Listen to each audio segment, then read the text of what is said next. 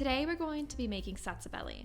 This Georgian tomato sauce uses onion, red ajica paste, blue fenugreek, ground coriander seed, garlic, tomato paste, and fresh cilantro.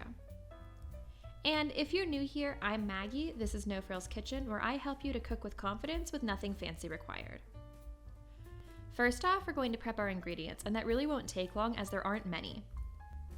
So finely dice a yellow onion. You'll only need half an onion here.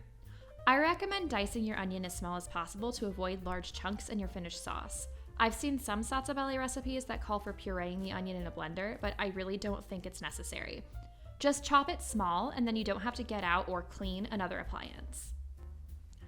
And then also go ahead and chop a lot of fresh cilantro. We're not going to be using it until the sauce is basically finished, but it's always good to be prepared before we start cooking. Moving to the stovetop, add a bit of neutral oil to a small saucepan over medium heat. Add the onion with a generous pinch of salt and cook, stirring occasionally until the onion is very softened and turning translucent but not browned, so about 5 to 10 minutes.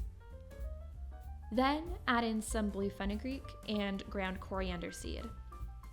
Next, stir in your red ajica paste. You can't really find proper Georgian ajica outside of Georgia, so your best bet is to make it.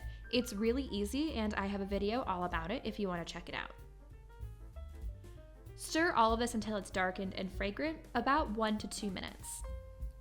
Also, if you're enjoying this recipe, please give it a thumbs up as it will help more people find my videos. I would really appreciate it. Then add in a few cloves of minced garlic. I'm using a garlic press, but you can just mince it finely with your knife as well.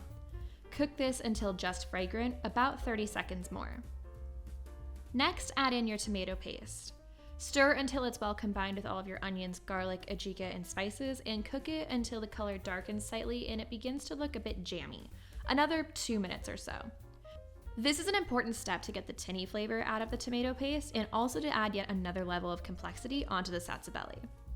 Now, slowly stream in about 500 ml of water. Add more water here and there to dilute the sauce and to reach the desired consistency. Satsebeli is meant to be fairly loose, so don't be afraid to add a fair bit of water. I just suggest 500 ml as a starting point so you don't get too big too fast. Bring the sauce up to a simmer and allow it to bubble for about 10 minutes or so, just so all the flavors have time to get to know each other. Then turn off the heat and stir in your chopped fresh cilantro. Allow the sauce to cool before serving atop grilled meats or potatoes or refrigerating for future use. If you like this recipe, make sure to hit the subscribe button so you don't miss my next videos. Enjoy!